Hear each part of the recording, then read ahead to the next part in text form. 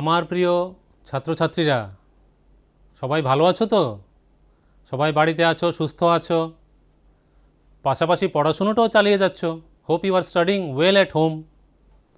এবার যদিও স্কুলে যেতে পারছো না, কিন্তু বাড়িতে থেকে খুব ভালোভাবে পড়াশোনা করছো, বই পেয়ে গেছো। এর মধ্যে আমরা ইতিমধ্যে অষ্টম শ্রেণীর সিভিক্স বিষয়ে দুটো অধ্যায় নিয়ে আলোচনা করেছি। আজকে আমাদের তৃতীয় অধ্যায়। And the title of the chapter is Why do we need a parliament?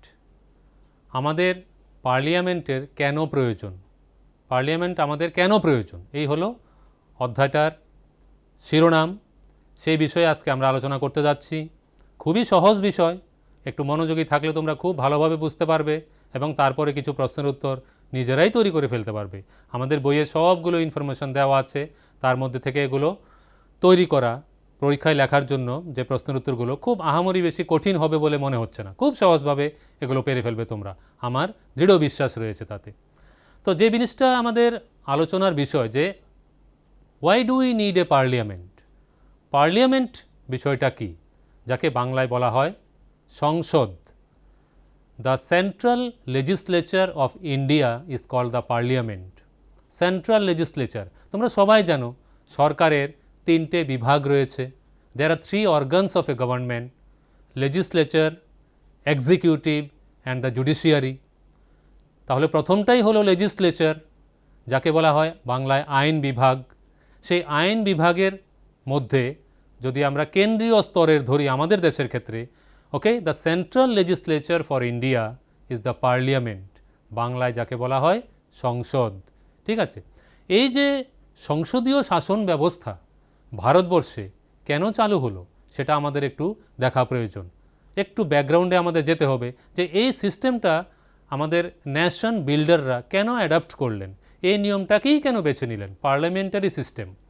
কারণ তোমরা জানো, সবাই প্রত্যেকেরই জানা আছে ভারতবর্ষ স্বাধীনতা লাভ করেছিল কি 15 অগস্ট 1947। একসঙ্গে সবাই উত্তর দেবে, জানি, যদি ক্লাসে হতো বিষয়টা, ঠিক কি না? প্রত্যেকের জানা আছে। কিন্তু তার আগে প্রায় 200 বছর ধরে আমরা, মানে আমাদের পূর্বপুরুষেরা অত্যাচারিত হয়েছেন, বহু মানুষেরা প্রাণ দিয়েছেন নামি অনামি। কেন? স্বাধীনতার জন্য। তখন তারা বুঝতে পেরে গিয়েছিল যে শাসক কেমন হতে হবে, okay, what will be the feature of the ruler, যে ব্রিটিশদের মতো শাসক নাকি অন্য কোনো রকম। তাহলে এই যে অন্য কোনো রকম শাসকের আমাদের প্রয়োজন, এজন্যই পার্লামেন্টারি সিস্টেম, সংসদীয় শাসন ব্যবস্থার প্রবর্তন করেছিলেন দ্য ন্যাশন বিল্ডার্সরা। যারা দেশনায়ক ছিলেন তারা ভাবলেন আমাদের দেশের জন্য সবচেয়ে ভালো হবে পার্লামেন্টারি সিস্টেম। তাহলে এখানে অন্য ব্যবস্থাও রয়েছে, যেটা তোমরা অন্য ক্লাসেও পাবে, যে প্রেসিডেন্সিয়াল সিস্টেম, রাষ্ট্রপতি চালিত শাসন ব্যবস্থা, যেমন আমেরিকাতে রয়েছে, সেটাকে আমরা গ্রহণ করিনি। ঠিক আছে, যারা ন্যাশন বিল্ডার ছিলেন তারা এই সিস্টেমটাকে না নিয়ে পার্লামেন্টারি সিস্টেম, যেখানে জনগণের হাতে মূল ক্ষমতাটা থাকবে। দেখো, তাহলে আমরা একটু পেছন দিকে যাই, তোমরা হিস্ট্রিতে বিষয়টা পড়ে থাকবে, যে এই ক্লাসেই পড়বে বিষয়টা হয়তো। In the year 1885, long back, when Indian national Congress was formed, জাতীয় কংগ্রেস যখন গঠিত হয়েছিল, তখন তারা ডিমান্ড করেছিলেন যে ভারতীয় শাসন ব্যবস্থা পরিচালনার ক্ষেত্রে, দেখো 1885, তখন কিন্তু ব্রিটিশরা এখানে রুল করছে ফুল ফ্লেজেড, পুরো দমে ব্রিটিশ শাসন চলছে। তখন ইন্ডিয়ান ন্যাশনাল কংগ্রেস কী ডিমান্ড করলেন, যে শাসন ব্যবস্থায় ভারতীয়দের মধ্যে থেকেও কিছু কিছু প্রতিনিধিদের সুযোগ দেওয়া হোক। তাদেরও তো কিছু দাবি থাকতে পারে, যে আমাদের দেশের শাসন ব্যবস্থা কেমনভাবে চলবে, তো এটা আমাদের কেউ কিছু বলবে না, এটা তো হয় না। তাহলে ভারতীয়দের মধ্যে থেকে কাউকে তোমাদের শাসন পরিচালনার ক্ষেত্রে নেওয়া হোক। তো যাই হোক, এভাবে ডিমান্ড চলতে থাকলো। ডিমান্ড চলতে চলতে পরবর্তী সময়ে গভর্নমেন্ট অফ ইন্ডিয়া অ্যাক্ট নামে একটা আইন তৈরি হলো in the year 1909। Okay, government of India act. তো এই আইনে কি বলা হয়েছিল, যে হ্যাঁ, ভারতীয়দের মধ্য থেকেও কেউকে, কয়েকজন প্রতিনিধি স্থানীয়কে সুযোগ দেওয়া হবে সরকার পরিচালনায় তাদের মতামত দেওয়ার জন্য। সে ফর এক্সাম্পল স্টেট অ্যাডমিনিস্ট্রেশন বা বাজেট, ঠিক আছে, আইন তৈরি, এসব ব্যাপারে। ঠিক আছে, তোমরা তো জানো যে কী পরিমাণে অত্যাচারিত হয়েছিলেন আমাদের পূর্বপুরুষেরা, স্বাধীনতা সংগ্রামীরা। অসংখ্য মানুষ প্রাণ দিতে হয়েছিল তাদের, এটা এইসব ঘটনাগুলো তোমাদের জানা। তো যখন 1909 সালে, in the year 1909, there was Government of India Act passed and few of the Indians were given responsibility, given chance rather we say, okay, in the formation of new laws and act. ঠিক আছে, কিন্তু এটা তো বুঝতে পারছো দেশ শাসন করছে বিদেশিরা, তাদের আইন ব্যবস্থা সব কিছু, তাহলে কয়েকজন ভারতীয় আর এখানে কি বলতে পারবে? সেটা তো বিশেষভাবে কোনো তাদের দাবি দেওয়া, তাদের কথাই সেখানে শোনা যাবে না, ঠিক কি না? তো যাই হোক, এভাবে আমরা চলতে চলতে অনেকটাই পথ 1909 থেকে 1947 এই পিরিয়ডটা আরও মারাত্মক অবস্থার মধ্যে দিয়ে গেল, হ্যাঁ, চরম উত্তাল অবস্থার মধ্যে দিয়ে আমরা স্বাধীনতা পেলাম। তো বাস, এই স্বাধীনতা পাওয়া মানে কি? মানে যা ইচ্ছা তাই করা, যার মতো করে যেমনভাবে চলা? অফকোর্স নট, অবশ্যই তা নয়। স্বাধীনতার অর্থ কিন্তু তা নয়। কিন্তু যেটা অর্থ সেটা হচ্ছে যে সঠিকভাবে শাসকদের নির্বাচন করা। এজন্যই, যার জন্য আমরা বলছিলাম যে ভারতবর্ষে পার্লামেন্টারি সিস্টেমটাকে অ্যাডপ্ট করা হলো, এটাকেই গ্রহণ করা হলো যে পার্লামেন্টারি সিস্টেমের মাধ্যমে দেশ পরিচালিত হবে। ঠিক আছে, যেটা বলছিলাম যে আইন বিভাগ, তো আইন বিভাগের নেতৃত্বে কারা থাকবেন?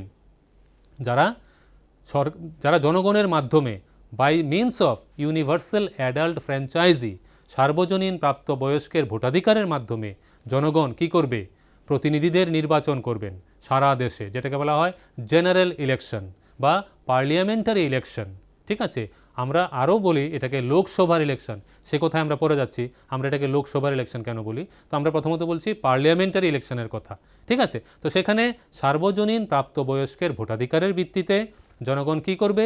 প্রতিনিধিদের নির্বাচন করবেন, এবং তাদেরকেই বলা হয় কি? এমপি, মানে মেম্বার অব দ্য পার্লামেন্ট তারা। ঠিক আছে, বাংলায় আমরা কি বলি? আমরা বলি সাংসদ। দেখো, সংসদের সদস্য যারা, তাদেরকে বলা হচ্ছে সাংসদ। বিষয়টা মনে রাখা খুবই সহজ। ওকে, এমপি মানে মেম্বার অব দ্য পার্লামেন্ট, তাদেরকেই আমরা বাংলায় বলছি সাংসদ। ঠিক আছে, তারা দেশটাকে পরিচালনা করবেন। তো যেটা বলছিলাম যে এখানে একটা জিনিস দেখো, একটা দিক থেকে কিন্তু ভারতবর্ষ ইউনিক, একটা অন্যরকম। কী অর্থে? আমাদের সর্বপ্রথম যে জেনারেল ইলেকশন হলো, যে সাধারণ নির্বাচন হলো 1950, তখন থেকেই কোনো জাতি, ধর্ম, বর্ণ, লিঙ্গ এসব বিভেদ না করে প্রত্যেককে, যারা তখন অবশ্য বয়সটা ছিল 21 ইয়ার্স, 21 বছর বয়স এবং তার ঊর্ধ্বে যারা ছিল, প্রত্যেককে ভোটাধিকার দেওয়া হলো, যাতে প্রত্যেকে তাদের সঠিক উদ্দেশ্যপূর্ণভাবে ভোটটা দিতে পারে এবং সঠিক নেতা নির্বাচন করতে পারে। এটা আমাদের দেশের ক্ষেত্রে এটা ইউনিক। কেন বলছি এটা আলাদা? কারণ অনেক জায়গায় ছিল আমাদের থেকে অনেক উন্নত দেশ, সে মনে করে আমেরিকা বা ইংল্যান্ড, তারাও কিন্তু সবাইকে প্রথম ভোটাধিকার দেয়নি। কেমন? যেমন নারীদের, women did not get the voting right from the very beginning.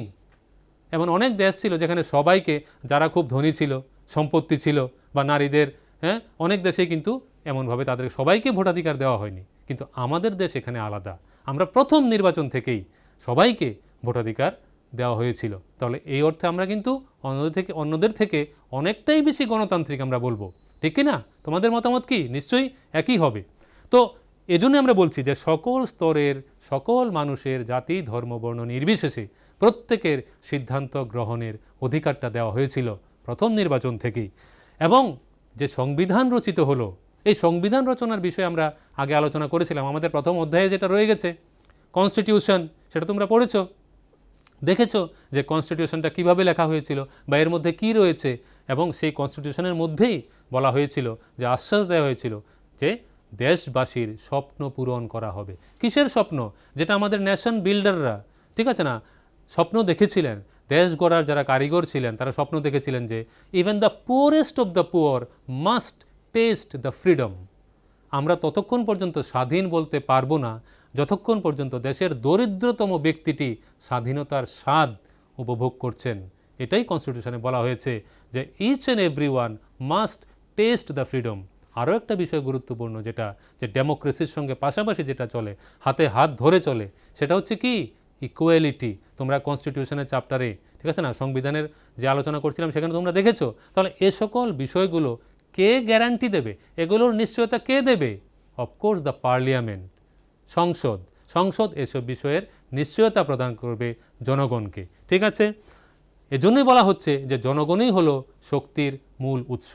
তাহলে এই হলো পার্লামেন্ট গঠনের বা পার্লামেন্টারি সিস্টেম অ্যাডপ্ট করার। কেন ভারতবর্ষে পার্লামেন্টারি সিস্টেমটাকে নেওয়া হলো? কিছুই আর না, যে জনগণের হাতে পুরো ক্ষমতাটা দেওয়া হলো, যে আপনারাই ঠিক করুন যে কারা দেশ শাসন করবে। ঠিক আছে, আচ্ছা এখন আমরা দ্বিতীয় পর্যায়ে যাচ্ছি অধ্যায়ের, এই চ্যাপ্টারে যেটা আছে যে পার্লামেন্টের গঠনটা আমরা একটু দেখে নিই। ঠিক আছে, তাহলে যেটা বলছিলাম আমরা, এখন আমরা দেখে নেব ভারতীয় পার্লামেন্টের গঠনটা কিভাবে হয়েছে। How is the parliamentary system is formed in our country. তো প্রথমেই আমরা যেটা দেখতে পাচ্ছি, প্রথম আমরা যদি বলি যে how is the parliament formed বা হু আর দেয়ার ইন দ্য পার্লামেন্ট, এটা একটা প্রশ্ন থাকতে পারে তোমাদের। তাহলে সংক্ষেপে যদি কম মানের প্রশ্ন থাকে তাহলে তোমরা এখানে কি বলবে যে ভারতীয় পার্লামেন্ট, ভারতীয় সংসদ গঠিত হয়েছে প্রেসিডেন্ট মানে রাষ্ট্রপতি এবং রাজ্যসভা দ্য আপার হাউস উচ্চকক্ষ এবং দ্য লোয়ার হাউস লোকসভা, এটা নিয়ে গঠিত হয়েছে ভারতীয় পার্লামেন্ট। তাহলে প্রথমেই রয়ে গেছে কে? The highest executive, the top executive, যিনি শাসন বিভাগের সর্বোচ্চ স্তরে রয়েছেন দেশে, তাকে আমরা কি বলি? প্রেসিডেন্ট বা রাষ্ট্রপতি। ঠিক আছে, এখন তাকে নিয়ে তার সঙ্গে যে দুটো হাউস রয়েছে যাদেরকে নিয়ে পার্লামেন্ট গঠিত হয়েছে তাদেরকে আমরা কি বলি? প্রথমটা হলো গিয়ে আপার হাউস বা উচ্চ কক্ষ বাংলায় যাকে বলা হয়। ঠিক আছে, এটার নাম হলো রাজ্যসভা। এই রাজ্যসভা যেটা হচ্ছে রাজ্যের প্রতিনিধিদের নিয়ে, প্রত্যেকটা রাজ্য থেকে জনসংখ্যার অনুপাতের ভিত্তিতে তাদের প্রতিনিধিদের নির্বাচন করা হয় পরোক্ষ নির্বাচনের মাধ্যমে। একটা জিনিস মনে রাখতে হবে, রাজ্যসভার যে ইলেকশন হয় সেটা কিন্তু ডাইরেক্ট ইলেকশন না, যেটা তোমাদেরকে আগে বলছিলাম যে লোকসভার ইলেকশনের কথাটা আমরা পরে যাচ্ছি। তো এজন্যই এটা বলে রাখছি যে রাজ্যসভার যে নির্বাচন হয় সেখানে কিন্তু রাজ্যসভার প্রতিনিধিরা প্রত্যেক রাজ্য থেকে আসেন, কিন্তু তাদের নির্বাচনটা সরাসরি জনগণের দ্বারা হয় না। This is called indirect election, okay, not the direct election. Okay, they are not directly elected by the people. এখন আমরা দেখে নিই এই রাজ্যসভাতে কতজন মেম্বার রয়েছে, যেটাকে সংসদের পার্লামেন্টের উচ্চ কক্ষ বলা হয়। এখানে রয়েছে 245 মেম্বার্স, 245 মেম্বার্স ইন টোটাল। 245 জন সদস্য রয়েছে রাজ্যসভায়। এই 245 জন সদস্যের মধ্যে 233 are elected indirectly and 12 members are nominated. 233 জন নির্বাচিত হচ্ছেন আর 12 জন রাষ্ট্রপতির দ্বারা মনোনীত হচ্ছেন। আচ্ছা, এই 12 জন কারা? এই 12 জন সাধারণত রাষ্ট্রপতি সে সকল ক্ষেত্র থেকে নিয়ে থাকেন, যেমন মনে করো মিউজিক, কালচার, স্পোর্টস, ওকে, বা কোনো সায়েন্স ডেভেলপমেন্ট, যে কোনো বিষয় থেকে যে যার ফিল্ডে খুব স্কিল ডেভেলপ করেছে, যে যার ফিল্ডে যত বেশি তার দক্ষতা দেখিয়েছেন, এমন বিভিন্ন স্তর থেকে 12 জনকে রাষ্ট্রপতি কী করেন? মনোনীত করেন। তো এভাবে 233 প্লাস 12 কত হলো টোটাল? 245। 245 জন সদস্যদেরকে নিয়ে রাজ্যসভা, যেটা হলো ভারতীয় পার্লামেন্টের উচ্চ কক্ষ, দ্য আপার হাউস বলা হয়, এটা গঠিত হয়েছে। ঠিক আছে, যেখানে রাজ্যের প্রতিনিধিরা রয়েছেন। দ্বিতীয়ত আমরা যাচ্ছি লোকসভা। ঠিক আছে, যেটা হচ্ছে lower house of the parliament, এটাকে নিম্ন কক্ষ বা লোয়ার হাউস বলা হয় ইংরেজিতে। এখানে কতজন মেম্বার রয়েছে আমরা দেখে নিই। এখানে total number of members in Lok Sabha হলো 545। 545 জন মেম্বার এখানে নির্বাচিত হন।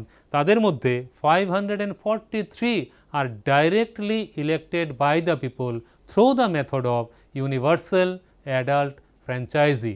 এই যে 545 জনের মধ্যে 543 জনই কিন্তু জনগণের সরাসরি ভোটের মাধ্যমে, যাদেরকে আমরা বলি কি সার্বজনীন প্রাপ্তবয়স্কের ভোটাধিকার, এই ভোটাধিকারের নিয়মের ভিত্তিতে এই 543 জন মেম্বার সরাসরি নির্বাচিত হচ্ছেন।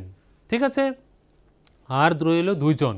এই 2 জনকে প্রেসিডেন্ট নমিনেট করছেন, ওকে, তিনি মনোনীত করেন অ্যাংলো ইন্ডিয়ান কমিউনিটি থেকে। তিনি যদি ভাবেন যে সেই অ্যাংলো ইন্ডিয়ান কমিউনিটি থেকে যথেষ্ট প্রতিনিধিত্ব নেই সংসদে, পার্লামেন্টে, তখন তিনি সেই 2 জন প্রতিনিধিদের অ্যাংলো ইন্ডিয়ান কমিউনিটি থেকে, ইটস একটা ট্রেডিশন হিসেবে চলছে বলতে পারো, তাদেরকে তিনি মনোনীত করতে পারেন। আদারওয়াইজ 543 ম্যাক্সিমাম সবাই বলতে গেলে এখানে জনগণের প্রত্যক্ষ ভোটের দ্বারা নির্বাচিত হচ্ছেন।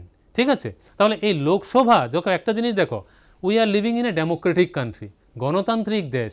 সেখানে গণতান্ত্রিক দেশে যে সকল প্রতিনিধিরা জনগণের সরাসরি ভোটে নির্বাচিত হবেন তাদের ক্ষমতাটাই বেশি থাকবে। এজন্য আমরা কি দেখি, ভারতীয় পার্লামেন্টের যদিও রাজ্যসভাকে উচ্চ কক্ষ বলা হয়, কিন্তু বেশিরভাগ ক্ষমতা রয়েছে লোকসভার হাতে। ঠিক আছে, এই লোকসভার হাতে ক্ষমতার এগুলো তোমরা আরও পড়বে, উপরে ক্লাসে আরও জানবে। তো একটা কথা বলে রাখে, যেমন মানি বিল, অর্থ বিল শুধুমাত্র লোকসভাতেই উত্থাপন করা যায়। তো এগুলো দিয়ে প্রমাণ হয় যে লোকসভার ক্ষমতাটা বেশি, বা লোকসভার মাধ্যমেই দেশের ক্ষমতা, দেশের সরকার পরিচালন, পরিবর্ধন সব কিছুই লোকসভার মাধ্যমেই মূলত হয়ে থাকে। ঠিক আছে, তো এই হয়ে গেল মোটামুটি পার্লামেন্টের একটা গঠন। এখন আমরা দেখে নেব এই পার্লামেন্টের কাজগুলো মূলত কী কী, কেমন? তাহলে এখন আমরা দেখে নিই ভারতীয় পার্লামেন্টের কার্যপদ্ধতি। এখানে আমরা যেটা বলছিলাম যে why do we need A parliament, আমাদের পার্লামেন্টের প্রয়োজন কেন, এই সংসদীয় শাসন ব্যবস্থা এখানে কেন নেওয়া হলো সেটা আমরা দেখলাম।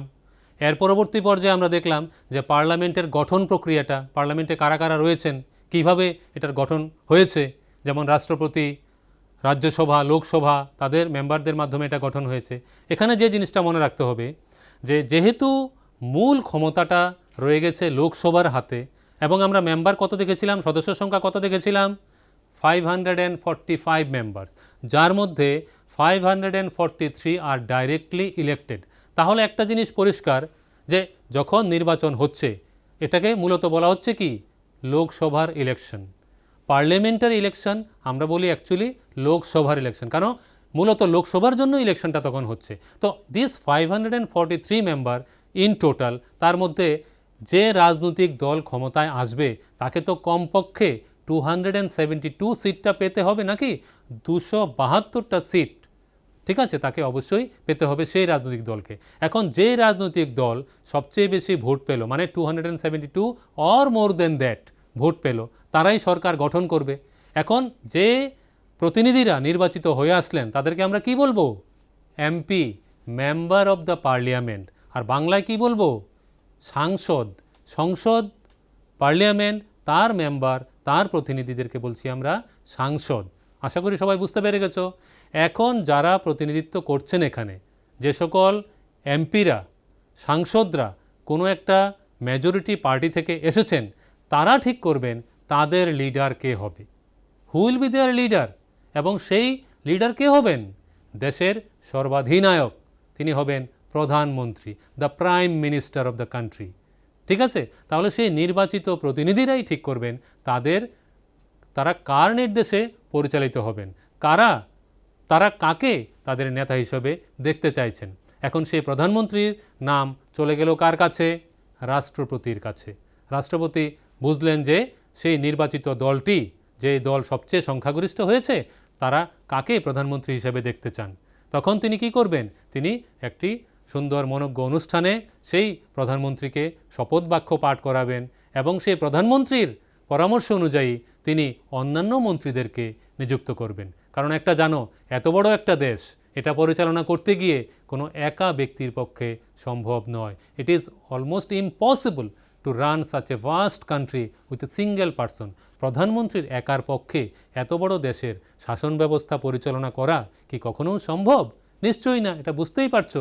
তখন তিনি কি করবেন, তিনি অন্যান্য দপ্তর বন্টন করবেন। তিনি তার পরামর্শ অনুযায়ী রাষ্ট্রপতি কি করবেন, অন্যান্য দপ্তরের দায়িত্ব বিভিন্ন মন্ত্রীদের হাতে দেবেন। তো যে এমপিরা নির্বাচিত হয়ে আসলেন তাদের মধ্যে থেকে কিছু সিলেক্টেড ব্যক্তিদেরকে, কিছু নির্বাচিত প্রতিনিধিদেরকে, ঠিক আছে, যাদেরকে তিনি মোস্ট এফিসিয়েন্ট মনে করবেন, দক্ষ মনে করবেন, তাদের হাতেই তিনি ক্ষমতা অর্পণ করবেন, বিভিন্ন দপ্তরের দায়িত্ব দেবেন। তো যেটা বলছিলাম যে out of 543 minimum 272 seats must be won by that particular political party. আচ্ছা, এমনও তো হতে পারে যে ভারতবর্ষে অনেক রাজনৈতিক দল রয়েছে, যে কোনো একটা রাজনৈতিক দল হয়তো সেই 272 সিট পেল না। তখন সেই ক্ষেত্রে কি হবে, তখন কি সরকার গঠন হবে না, তখন কি দেশ চলবে না? তখন কি করতে হবে, হ্যাঁ চলবে। তখন আরেকটা সিস্টেম রয়েছে যেটা কনস্টিটিউশনের মধ্যে, সংবিধানেই তার বিধান দেওয়া রয়েছে। ওকে, সেটা কি, সেটাকে বলা হয় কোয়ালিশন গভর্নমেন্ট। ওকে, মানে বিভিন্ন রাজনৈতিক দল নিয়ে সেই সংখ্যাটা পূরণ করতে হবে, মানে 272 অথবা তার বেশি যাই হোক না কেন। তাহলে কতগুলো রাজনৈতিক দল মিলে এই সমস্যাটার সমাধান করা হয়, যাকে বলা হয় জোট সরকার বা কোয়ালিশন গভর্নমেন্ট, তখন তারা পার্লামেন্টে তাদের সরকার চালাবেন এবং সেই ক্ষেত্রেও সেখানে বিরোধী দলরা থাকবে, অপোজিশন পার্টি। একটা জিনিস মনে রাখতে হবে, গণতন্ত্রে অপোজিশন পার্টির একটা মেজর রোল থাকে, কারণ তারা কি করছে, তারা সরকারের ভুল ত্রুটিগুলো তুলে আনছে, তুলে ধরছে পার্লামেন্টের মধ্যে, সেখানে আলোচনা হচ্ছে এবং সরকার সেই অনুযায়ী ব্যবস্থা নিচ্ছেন। তো আলটিমেট মোটিভটা কি? What is the ultimate motive, the final motive of the government? The progress of the nation, okay, the peace and the development of the nation.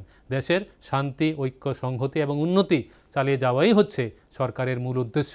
তো এবার বিরোধী পার্টিরা, বিরোধী দলের সাংসদরা যেসব বিষয়ে আলোচনা করছেন, হ্যাঁ, এটাও বিরোধী দলের একটা উদ্দেশ্য থাকে যে সরকারের ভুল ত্রুটিগুলি ধরে সরকারের সমালোচনা করে জনসমর্থন আদায় করা, ঠিক আছে, যাতে পরবর্তী সময়ে তারা ক্ষমতা দখল করতে পারে। এটা পার্লামেন্টের সিস্টেমে হয়েই থাকে। তো যাই হোক, সরকার কিন্তু এ বিষয়ে যথেষ্ট সচেতন থাকে যে তার কোথায় কোথায় ভুল হচ্ছে, কি হচ্ছে, এটা হতেই পারে, ঠিক আছে, এত বড় দেশে। তো সেখানে কি করবে সরকার? তখন সেখানে ব্যবস্থা নেবে সেই সমস্যাগুলি সমাধান করার জন্য। তাহলে আমরা এখন দেখি যে পার্লামেন্টের রেসপন্সিবিলিটিগুলো বা দায়িত্বগুলো কোথায় রয়েছে, কী কী ক্ষেত্রে। প্রথমেই আমরা যেটা বলছি, জাতীয় সরকার নির্বাচন, okay, to form the national government, point number 1। এটা তোমাদের মানে অনেকবার এই কোশ্চেনটা এসেছে যে what are the responsibilities of the parliament, পার্লামেন্টের কাজগুলো সংক্ষেপে লেখো। এভাবে একটা ব্রড কোশ্চেন আসে থাকে অনেক সময় যে পার্লামেন্টের কাজগুলো সম্পর্কে সংক্ষেপে লেখো। প্রথম যেটা, to form the national government, জাতীয় সরকার নির্বাচন করা। সমগ্র দেশের জন্য সরকার গঠন করতে হবে। সেটা কিভাবে হবে? যেটা বললাম যে সার্বজনীন প্রাপ্তবয়স্কের ভোটাধিকারের মাধ্যমে যে দল সবচেয়ে বেশি ভোট পাবে তারাই সরকার গঠন করবে, ঠিক আছে। দ্বিতীয়ত আমরা যেটা বলছি, এক্সিকিউটিভ নির্বাচন। এক্সিকিউটিভ বলতে আমরা কাকে বলছি? যা প্রকৃত, যিনি হাইয়েস্ট শাসক হবেন, ওকে, যিনি সর্বোচ্চ শাসক হবেন। আমরা সর্বোচ্চ শাসক আমরা দেখেছিলাম পার্লামেন্টের গঠনের ক্ষেত্রে, সর্বোচ্চ শাসকটা আমরা দেখেছিলাম। তিনি কে? তিনি হচ্ছেন রাষ্ট্রপতি, ঠিক আছে। He is the highest executive. এই রাষ্ট্রপতিকে নির্বাচন কারা করেন? এই রাষ্ট্রপতিকে নির্বাচন করেন রাজ্যসভা এবং লোকসভার সকল মেম্বাররা মিলে, সকল সদস্যরা মিলে ভোট দিয়ে রাষ্ট্রপতির নির্বাচন করেন, ঠিক আছে। রাষ্ট্রপতি জনগণের দ্বারা সরাসরি নির্বাচিত হন না। He is not directly elected by the people, okay. তো তিনি কিভাবে নির্বাচিত হন? তিনি পার্লামেন্টের যে দুটো সভা রয়েছে, there R 2 houses of the parliament. এতক্ষণে তোমাদের এই বিষয়টা বোঝা হয়ে গেছে যে আপার house, that is Rajya Sabha, lower house, that is Lok Sabha. এই দুটো হাউসের সব সদস্যরা ভোট দিয়ে আমাদের হাইয়েস্ট এক্সিকিউটিভ, যিনি সর্বোচ্চ শাসক, তিনি হচ্ছেন কে?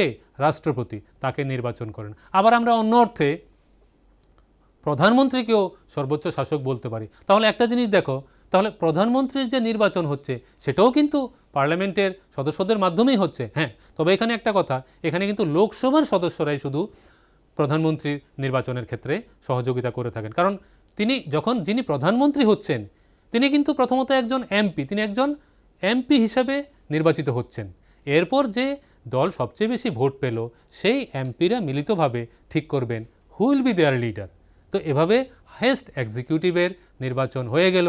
এটা পার্লামেন্টের একটা গুরুত্বপূর্ণ দায়িত্ব। এরপর আমরা যেটা দেখছি, সরকারের নিয়ন্ত্রণ পরিচালন, খুব গুরুত্বপূর্ণ বিষয়। This is the most important responsibility, okay, of the parliament. Parliament controls the executive. দেখো, যেটা বলছিলাম যে সরকার একার পরিচালনার বিষয় না। It is impossible for a single person to run the administration. তাহলে সেখানে কি করতে হবে? সেখানে প্রত্যেকটা মন্ত্রীর, প্রত্যেকজনের যেমন ব্যক্তিগত দায়িত্বশীলতা থাকবে, সেখানে যৌথ দায়িত্বশীলতা থাকবে, ওকে। মানে সবাই একসঙ্গে জয়েন্টলি রেসপন্সিবল থাকবে কার কাছে? পার্লামেন্টের কাছে। আরও স্পেসিফিক্যালি বলতে গেলে, নির্দিষ্টভাবে বলতে গেলে বলতে হবে যে লোকসভার কাছে। তাহলে মন্ত্রী পরিষদ, একজন মন্ত্রী এবং সামগ্রিকভাবে সমগ্র মন্ত্রিসভা লোকসভার কাছে দায়িত্বশীল থাকবেন। কি বিষয়ে দায়িত্বশীল? তারা তো প্রমিস করেছেন, তারা তো প্রতিজ্ঞা করেছেন যে দেশের জন্য কি কাজগুলো করবেন, যে দেশের যে সকল বিভিন্ন ধারায় কর্ম চলছে, ঠিক আছে, এ সকল কাজগুলোকে চালাতে গিয়ে যদি কারো কোনো ভুল ত্রুটি হয়ে থাকে, কোনো মিনিস্টারের, যে তিনি যদি তার দায়িত্ব পালনে ব্যর্থ হন, তখন তাকে তার উত্তর দিতে হবে। কোথায় দেবেন তিনি উত্তর? কাকে দেবেন? লোকসভাকে, ঠিক আছে। So the ministers are jointly responsible to the Lok Sabha. তাহলে লোকসভা কি করছে? মানে পার্লামেন্ট কি করছে? পার্লামেন্ট এক্সিকিউটিভকে কন্ট্রোল করছে, গাইড করছে, পরিচালনা করছে। তাহলে এটা হচ্ছে পার্লামেন্টের খুব একটা গুরুত্বপূর্ণ দায়িত্ব, কি করা? সরকারকে পরিচালনা করা, কন্ট্রোল করা। যে যার মতো করে, কোনো একজন মিনিস্টার ইচ্ছে করলে যে কোনো কিছু করে ফেলতে পারবেন না, ঠিক আছে? অথবা উল্টো করে আমরা বলতে পারি, কোনো একজন মিনিস্টার যদি কোনো ভুল করে থাকেন, তাহলে তার জন্য শুধু তিনি দায়িত্বশীল থাকবেন তা নয়, পুরো মন্ত্রিসভা এর জন্য দায়িত্বশীল হয়। এখানে একটা কথা বলতেই হয়, যেটা হচ্ছে পার্লামেন্টের একটা সিস্টেম আছে যেটাকে বলা হয় নো কনফিডেন্স মোশন, বাংলায় বলা হয় অনাস্থা প্রস্তাব, ঠিক আছে? সে বিষয়টা কি? সেটা হলো গিয়ে, যদি কোনো মন্ত্রীর বিরুদ্ধে যদি এই মোশনটা পার্লামেন্টে পাস হয়, নর্মালি এটা বিরোধী দলের এমপিরাই উত্থাপন করবেন, তখন যদি সেই মিনিস্টারের বিরুদ্ধে এই বিলটা পাস হয়ে যায়, এই প্রস্তাবটা পাস হয়ে যায়, নো কনফিডেন্স মোশন বা অনাস্থা প্রস্তাব যদি পাস হয়ে যায়, তাহলে সেই ক্ষেত্রে কিন্তু সেই একা মন্ত্রী শাস্তি পাবেন না, পুরো মন্ত্রিসভাকে পদত্যাগ করতে হবে। দ্য গভর্নমেন্ট উইল ফল, সরকারের পতন ঘটবে। তাহলে বুঝতেই পারছো বিষয়টা কতটা বেশি সেন্সিটিভ, কতটা বেশি গুরুত্বপূর্ণ। মানে একজন মন্ত্রীর ভুলের জন্য সমগ্র মন্ত্রিসভা পতন ঘটতে পারে, because they are jointly responsible to the Lok Sabha, that is the lower house of the parliament. যেটা বলছিলাম, যেহেতু লোকসভার প্রতিনিধিরা জনগণের সরাসরি ভোটে নির্বাচিত হন by means of universal adult franchise, এজন্য লোকসভায় বেশি শক্তিশালী, যেটা গণতন্ত্রের নিয়ম। কেন কি? কারণ জনগণের হাতেই হচ্ছে ক্ষমতা, জনগণই হচ্ছে শক্তির মূল উৎস, ঠিক আছে? এই হলো পার্লামেন্টের মূল দায়িত্বগুলো। আরও একটা পার্লামেন্টের দায়িত্ব রয়েছে, সেটা কি? টু মেকিং নিউ লজ, নতুন আইন তৈরি করা। আমরা পার্লামেন্টকে কি বলি? আইন বিভাগ, লেজিসলেচার। যেটা বলছিলাম, আমাদের আলোচনা শুরু কিভাবে করেছিলাম? The central legislature of India is the parliament. তো লেজিসলেচার যখন বলছি, আইন বিভাগ যখন বলছি, তাহলে তো বুঝতেই পারছো এর কাজটা কি থাকবে। এর মূল কাজটাই থাকবে আইন তৈরি করা। এই আইন তৈরি করার বিষয়েও তিনটে বিষয় রয়েছে, তিনটে পার্ট রয়েছে এখানে। যেমন মনে করো, তোমরা হয়তো বিষয়টা অনেকটাই ধারণা থেকে থাকবে, যেমন একদম পরিবর্তিত পরিস্থিতিতে একটা সম্পূর্ণ নতুন আইন তৈরি করতে হতে পারে, ফ্রেশ নিউ ল। কেন কি? কারণ সমাজ ব্যবস্থা, অর্থনৈতিক ব্যবস্থা, রাজনৈতিক ব্যবস্থা সব কিছুই পরিবর্তনশীল, দ্রুত পরিবর্তিত হচ্ছে। Then how come the constitution can be static? সংবিধান তো আর স্থির থেকে থাকতে পারে না। তাহলে কি করতে হবে? কনস্টিটিউশনকেও পরিবর্তন হতে হবে, সংবিধানকেও পরিবর্তন হতে হবে। তো এই পরিবর্তনের কাজটা কে করবে? সেই আবার পার্লামেন্ট। কারণ আইন বিভাগ, আইন তৈরি করাই হচ্ছে তাদের কাজ। তো যেটা বলছিলাম, এখানে তিনটে বিষয় রয়েছে। কোনটা? যে একদম ফ্রেশ নিউ ল তৈরি করা। আবার এমনও হতে পারে যে পুরনো একটা ল, অ্যান ওল্ড ল, যার মধ্যে থেকে কিছু অংশ বাদ দিয়ে বাকিটা চলতে পারে, ঠিক আছে? তো এভাবেও চলতে পারে যে টু অ্যামেন্ড, এই যে সিস্টেমটা, এটাকে বলা হয় অ্যামেন্ডমেন্ট অফ দ্য কনস্টিটিউশন, সংবিধান সংশোধন করা। এই সংশোধন করার দায়িত্ব রয়ে গেছে পার্লামেন্টের হাতে। আরেকটা হলো যেটা টোটালি বাদ দিয়ে দেওয়া, এমন কিছু ল রয়েছে যেগুলো আর চলে না। এই পরিবর্তিত পরিস্থিতিতে যেই নিয়মগুলো আর একদমই চলে না, তখন সংবিধান কি করবে? সংবিধান থেকে সেই লগুলিকে সম্পূর্ণ বাদ দিতে হবে, টোটালি রিজেকশন করতে হবে, ঠিক আছে? তো আমরা এখানে আলোচনা শেষ করছি। তোমরা কয়েকটা প্রশ্ন এখান থেকে তৈরি করতে পারো, যে পার্লামেন্টের গঠন সম্পর্কে সংক্ষেপে টিকা লেখো, right in brief about the composition of the Indian parliament. আরেকটা প্রশ্ন থাকতে পারে যে পার্লামেন্টের কাজকর্মগুলো সম্পর্কে সংক্ষেপে লেখো। ওকে, হু ইজ অ্যান এমপি, বা লোকসভার কাজ কী, বা লোকসভাতে কতজন সদস্য রয়েছে, রাজ্যসভাতে কতজন সদস্য রয়েছে, এখানে মনোনীত সদস্য কতজন, নির্বাচিত সদস্য কতজন, এগুলো আমরা যেগুলো লিখেছি, যেগুলো আলোচনা করেছি, এগুলো পড়লেই তোমরা অধ্যায়টা সম্পর্কে ভালো আইডিয়া পেয়ে যাবে।